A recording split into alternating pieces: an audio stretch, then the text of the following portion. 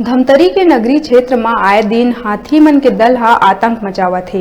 हाथी मन के दल किसान मन के खेत में धान के फसल ला तबाह करत हे।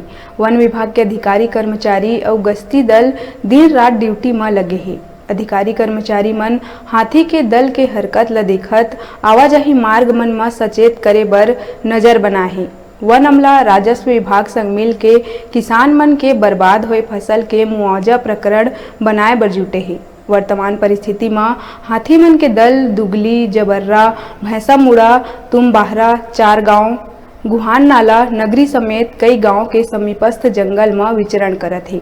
ऐसे में किसान मन की चिंता आउ बढ़ गए। हाथी मन के दल में लगभग 32 हाथी मन शामिल हे। वन विभाग हर रोज गांव मन में जाके अलर्ट जारी करके लोगन ला सचेत करत हे।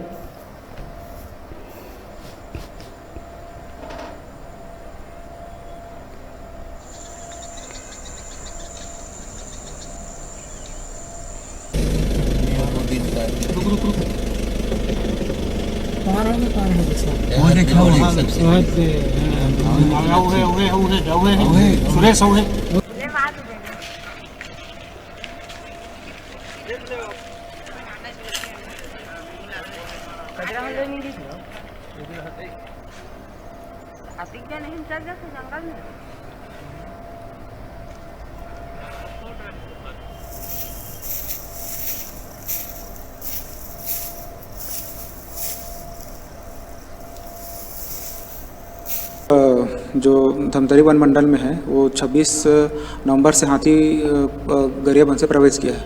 तब से प्रथम दिन से हमारे जो वन मंडल अधिकारी महोदय द्वारा जो हाथी विचरण क्षेत्र है वहाँ दौरा कर हमको हमारे जो उनके जो अधीनस्थ स्टाफ है, रेंज अफसर, एसडीओ और उनके जो मैदानी अमला है उनको स्पष्ट निर्देश दिया गया है कि हाथी का जो मूवमेंट है वहाँ पास लगातार मैदानी अमला जो वन विभाग के हैं वो लगातार ट्रैकिंग करते हुए लोगों को सुरक्षित करने का निर्देश दिया गया है।